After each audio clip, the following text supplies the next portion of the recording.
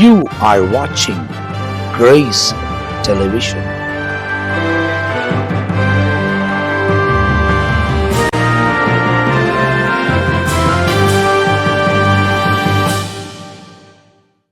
ஆண்டவரும் அருமை இரட்சகராம் இயேசு கிறிஸ்துவின் நாமத்தினால் உங்கள் யாவருக்கும் எங்களுடைய அன்பின் வாழ்த்துக்களையும் ஸ்தோத்திரங்களும் தெரிவித்துக் கொள்கிறோம்.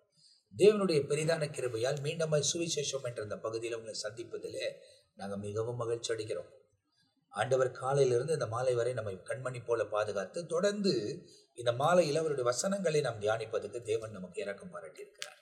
இந்த சுவிசேஷம் புத்தகத்தை தொடர்ச்சியாக மத்தேயு எழுதின சுவிசேஷம், மார்க் எழுதின சுவிசேஷம், தற்போது லூக்கா எழுதின சுவிசேஷம் 14ஆம் அதிகாரத்தில் நாம் கடைசி பகுதியை நாம் தியானித்துக் கொண்டிருக்கிறோம். அப்போ தொடர்ச்சியாக வேத வசனங்களை அறிந்து கொள்வதற்கு ஆவியானவர் நமக்கு கிருபை தருகிறதை நம்மால் உணர முடிகிறது. இதிலும் தேவனால் பயன்படுத்தப்படுகிற, தேவனுடைய திருசபையை நடத்துகிற, தேவனால் அபிஷேகம் பண்ணப்பட்ட தேவனுடைய ஊழியக்காரர்கள் நம் மத்தியில் பரிசுத்த ஆவியின் உதவியோடு கூட நமக்கு வசனங்களை விளக்குகிறார்கள். இது நமக்கு ரொம்ப பிரயோஜனமாக இருக்கிறது நம்மால் பார்க்க முடிகிறது.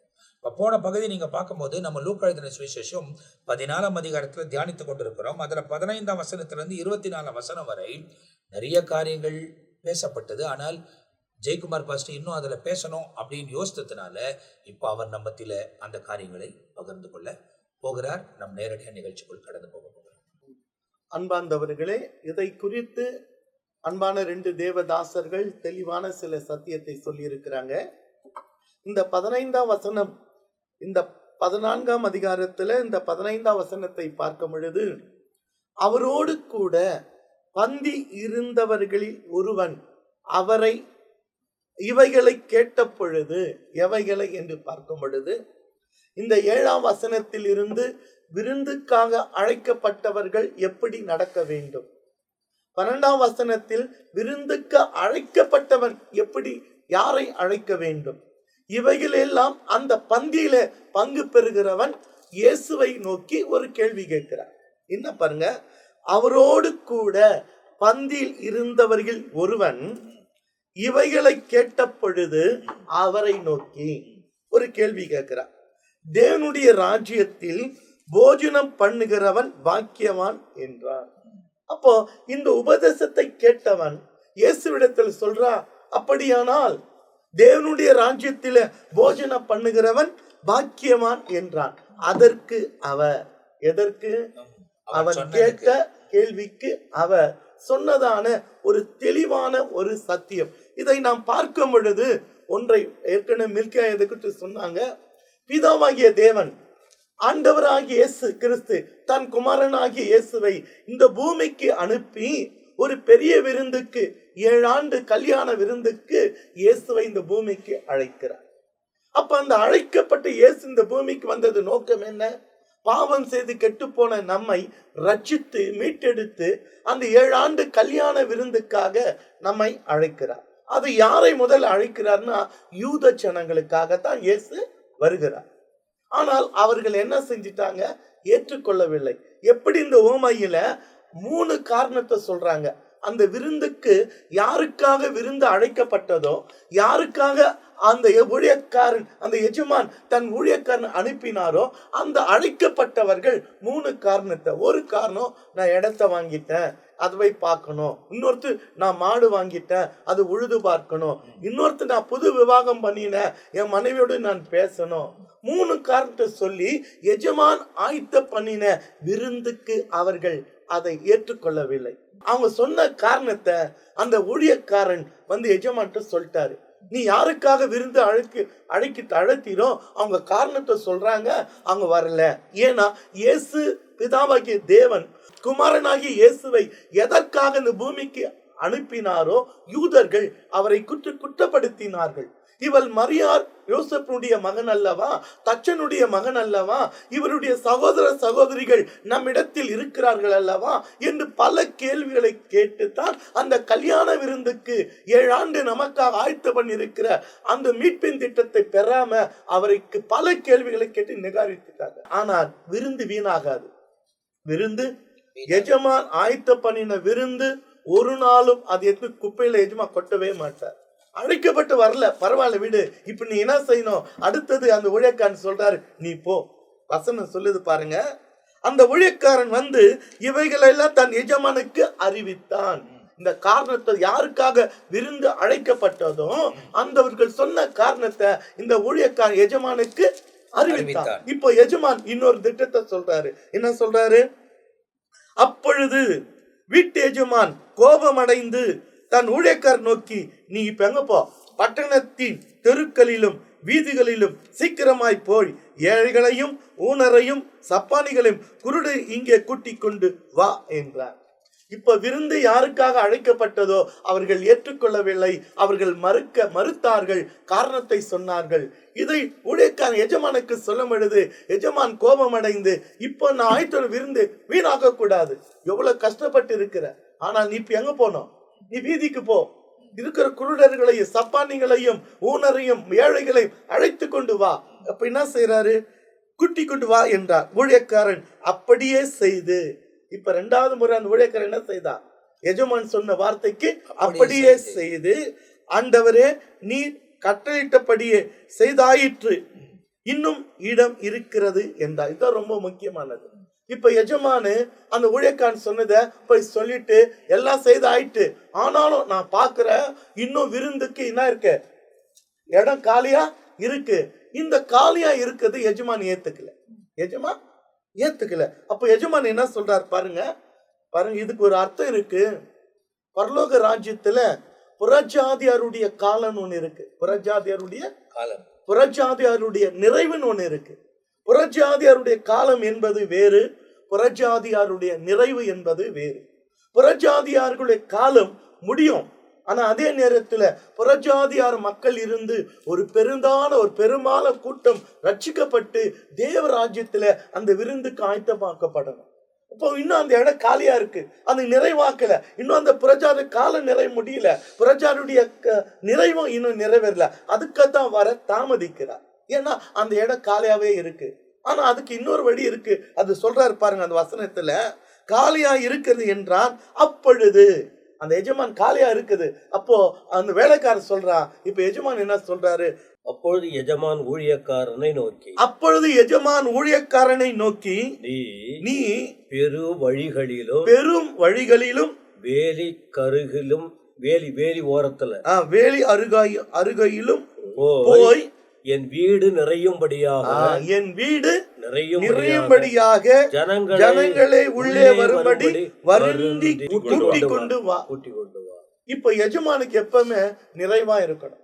காலி இடமா இருக்குது, வேலைக்காரன் சொல்லிட்டான், அதனால காலி இடத்தோடு நான் விருந்து செய்ய மாட்டேன். அடுத்த வசனம் 24 முக்கியமா சொல்லுது, அழைக்கப்பட்டிருந்த அந்த மனுஷரில் ஒருவனாகிலும் தன் என் விருந்தை ருசி பார்ப்பது இல்லை என்று உங்களுக்கு சொல்கிறேன் என்றார் என்று சொன்னார். காலியா இருக்கிற இடம் நிறைகிற வரைக்கும் அந்த விருந்தினா யாரும் ருசி பார்க்க முடியாது. அந்த பரலோக ராஜ்யத்துல 7 ஆண்டு அந்த விருந்த யாரும் ருசி பார்க்க முடியாது.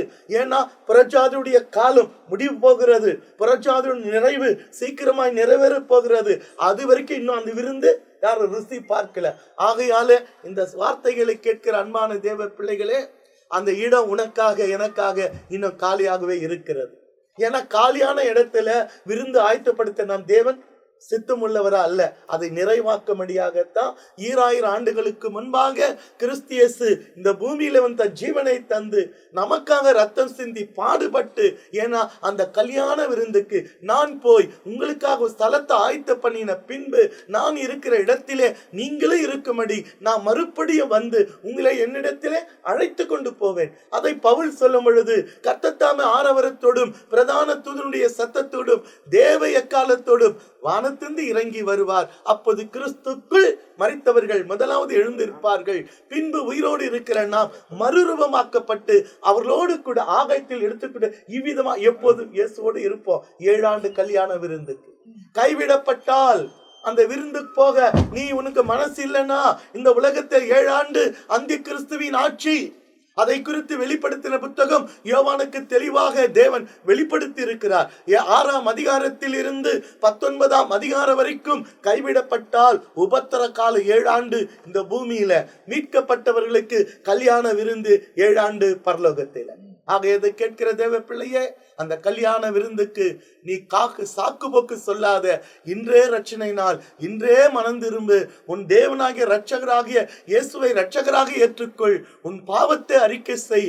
அவர் இரத்தத்தினாலே கழுவப்படு. அவர் கொடுத்த கட்டளையின்படி பிதா குமாரன் பரிசுத்த ஆவி நாமத்தினாலே ஞானஸ்தானத்தை பெறு. கர்த்தருடைய விருந்துக்கு ஆயத்தமாக்கப்படுவோம். நம் தேவன் இதோ சீக்கிரமாய் வருகிறேன் என்று சொன்னவர். அவர் சீக்கிரத்தில் வருவார். ஒரு நாளும் தாமதம் பண்ணார். கர்த்தர் தாமே நம்மை ஆசீர்வதிப்பார். இடத்துல மணவாளன் மணவாட்டி ஆயத்தப்பட்டுக்கிட்டு இருக்காரு. இன்னும் ஆயத்தமாகல. ஆயத்தமானால் விருந்திலே போய் பங்கெடுக்க முடியும். இந்த இடத்துல பாஸ்ட் பேசி கொண்டே இருக்கும் போது எனக்கு ஒரு விளக்கத்தை ஆவியானவர் கொடுக்கிறார். என்ன கொடுக்கிறார் அப்படின்னா, இந்த பகுதியில அழைக்கப்பட்டவர்கள், தெரிந்து கொள்ளப்பட்டவர்கள் நிர்விசாரணமா இருக்கிறாங்க. கூப்பிட்டு அழைப்புக்கு செவி கொடுக்க மாட்டேன்றாங்க. அவங்கவுங்க சொந்த இஷ்டமா அவங்கவுங்க வேலையை பார்க்கறதுக்கு தான் இருக்கிறாங்க தவிர தேவனுக்கு செவி கொடுத்து தேவன் சொல்லுகிற மாதிரி நம்ம அந்த இடத்துக்கு போகணுன்ற விருப்பம் அவங்களுக்குள்ள இல்லை. இன்னும் உலகத்திலே வாழணும், இன்னும் உலகத்தில் இருக்கிறவைகளை அனுபவிக்கணும், நான் இதை செய்யணும் அதை செய்யணும்ன்ற ஒரு நோக்கத்தில் வாழ்ந்து கொண்டிருக்கிறாங்க. அந்த காரணங்களை அறிந்து கொண்ட உடனே மற்றவர்களுக்கு இடம் கொடுத்து அழைத்து வருகிறார். அப்போ எடுத்துக்கொள்ளப்படுதலில் ஒருவேளை ஜனங்கள் எடுத்துக்கொள்ளப்பட்டவர்கள் அந்த கல்யாண வீட்டு விருந்தில குறைவாய் காணப்படலாம். அப்போ அந்த எடுத்துக்கொள்ளப்படுதலில் ஒரு கையளவுள்ள மேகம் தான் எடுத்துக்கொள்ளப்பட போகிறார்கள். காரணம், அவர்கள் தான் கிறிஸ்துவுக்குள்ள பூர்ணமாய் வாழ்ந்தவர்கள். வாழ்ந்து மரித்திருக்கிறவர்கள் தன் சரீரத்தை தரித்து கொண்டு மறுரூபமாக்கப்பட்டு சேர்க்கப்படுவாங்க. உயிரோடு கூட இருக்கிற நாம் கூட சேர்க்கப்படுவோம் என்ற காலத்தில் வாழ்ந்து கொண்டிருக்கிறோம். அந்த காலத்தில் தான் இப்போது நாம் முன்னேறி கடந்து போய் கொண்டிருக்கிறோம் என்பது முக்கியம். அதுக்கப்புறமா ஆண்டவர் சொல்றாரு, மீண்டும் இப்போ எல்லாரும் இந்த இடம் நிறைய மடி கூட்டிட்டு வான்னு சொல்லப்போ அந்த உபத்திரவ காலம், மகா உபத்திரவ காலத்துல திரளான ஜனங்கள் உணர்வடைந்து தன் ஜீவனை கொடுத்து சேருவார்கள். அவங்க விலைக்கிரயம் கொடுத்து சேருகிறதை நம்மால இந்த இடத்துல பார்க்க முடிகிறது. அப்ப அப்படிப்பட்டவர்களை கூட அந்த இடத்துல கொண்டு சேர்ப்பார்கள் என்ற ஒரு கோணத்தோடு கூட இவைகளை நாம் தெளிவாய் புரிந்து கொள்ள முடியும்.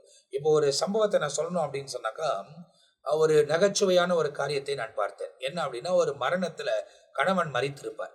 கணவன் மரித்த போது அந்த மனைவி அழுவாங்க. என்ன அழுவாங்க அப்படின்னு சொன்னாக்கா, அவரை எடுத்துக்கொண்டிருந்ததை பார்க்கலாம் என்ன எடுத்துக்கொண்டால் நல்லா இருக்கமே அப்படின்னு சொல்லி அவர்கள் கதறிக்கொண்டே இருப்பார்கள். திடீர்னு ஒரு தேவதூதன் இறங்கி வருவார். இறங்கி சொல்லுவார், நீங்க அழுதத பரலோகம் கேட்டது, அதனால இப்போ நான் எதுக்காக வந்திருக்கிறேன்னா, நீங்க ஒரு வார்த்தையை சொன்னீங்க, அவர் எடுக்கிறது பதில் என்ன எடுத்திருந்தா நல்லா இருக்குமே அப்படின்னு சொன்னீங்க.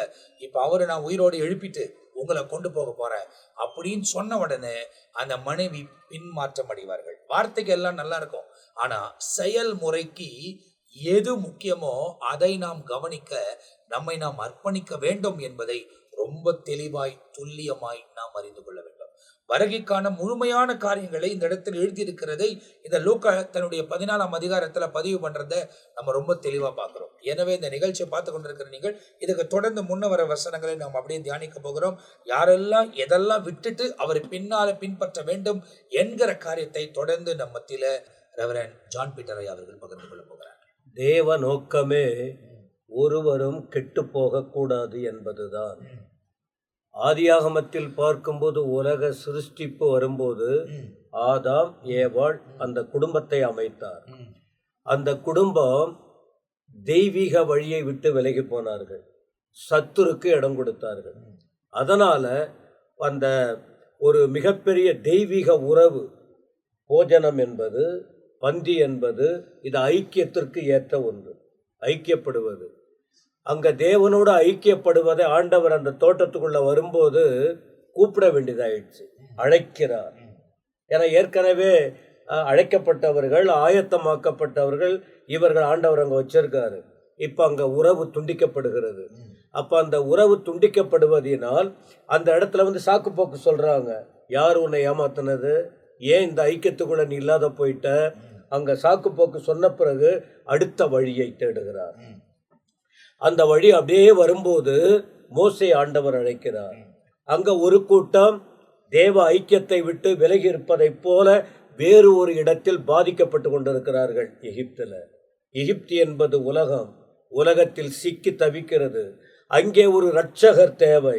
தேவனோடு உறவு கொண்டு தேவ பந்தியில் பங்கெடுக்க, தேவனோடு ஐக்கியப்படுவதற்கு ஒரு காரியத்தை செய்கிறார். அப்பொழுது அழைக்கப்பட்ட போது அழைக்கப்பட்ட மோசே தெரியுது, ஆனால் சில சூழ்நிலையை பார்த்து தானே தன்னுடைய காரியத்தில் இயலாமையைப் போல அவர் விலகி போனதை பார்க்கிறோம். ஆனாலும் நீதான் இந்த காரியத்தை போய் செய்யணும். ஏன்னா ஒரு கூட்ட ஜனம் விடுவிக்கப்படுவதற்கு உன்னைதான் தெரிஞ்சுக்கிட்டேன். என்ன வந்தாலும் சரி, ஓ மூலமா அந்த ஐக்கியத்திலே ஜனங்கள் வருவதற்கு நீ செய்யணும். அங்கே ஒரு ஐக்கியத்தை ஆண்டவர் அந்த போஜனம், அந்த ஆயத்தமாகுதல் அப்படின்னு வரும்போது பஸ்கா மூலமாக கொண்டு வருகிறார். பஸ்கா என்பது அந்த கடந்து போகுதல்னு அர்த்தம் இருந்தாலும் தேவனோடு தொடர்பு கொள்வதற்கு பஸ்காவை புசிக்க வேண்டும் என்கிற ஒரு தெளிவை, உபதேசத்தை கர்த்தர் அங்கே கொடுத்தார். அதன் பிறகு மோசே மூலமா எகிப்து தேசத்திலிருந்து ஜனங்கள் விடுவிக்கப்பட்டார்கள். விடுவிக்கப்பட்டவர்கள் வாழ்க்கையில பார்த்தீங்கன்னா நிறைய உபதேசம் மோசே மூலமாய் சீனாய் வனாந்தரத்திலிருந்து, சீனாய் மலையிலிருந்து உபதேச வார்த்தை என்கிற மன்னாவை கொடுத்த போது அவர்கள் அந்த விருந்தை, அந்த வார்த்தையை புசிக்க மனமில்லாமல் சாக்கு போக்கு சொல்லிக்கிட்டு இருக்காங்க ஒவ்வொரு சந்தர்ப்பத்திலும்.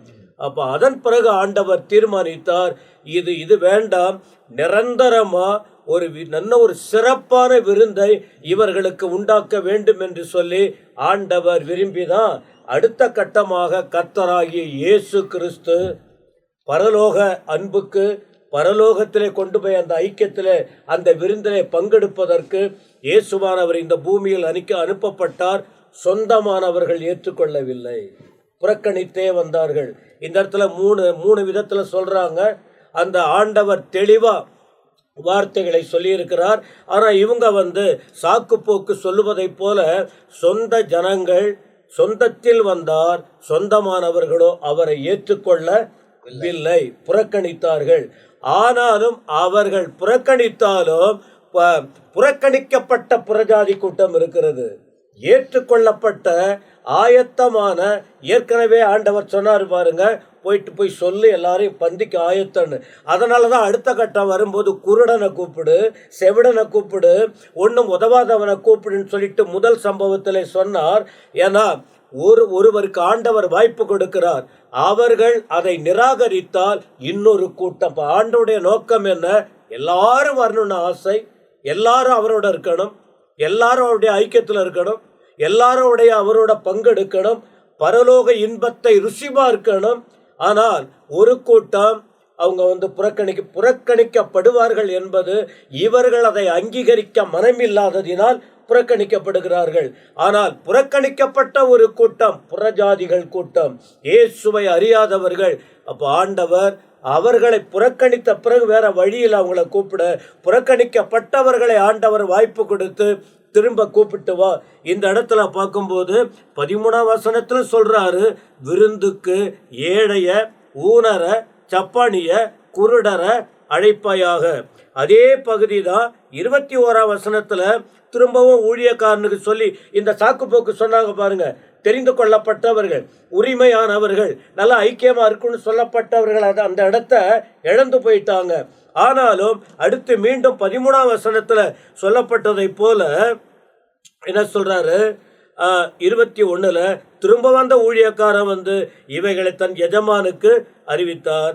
அப்பொழுது வீட்டெஜமான் கோபம் வந்தது, தன் ஊழியக்காரனை நோக்கி பட்டணத்தின் தெரு வீதி சீக்கிரமா ஏழைகளையும் ஊனரையும். அப்ப பாருங்க, எருசலேமை மட்டும் கவனம் செலுத்தப்பட்டது. எருசலேம் மட்டும்தான், இஸ்ரேல் நாடு மட்டும் கவனப்படுத்தப்பட்டது. அவங்க தான் சாக்கு போக்கு சொல்ல ஆரம்பிச்சாங்க.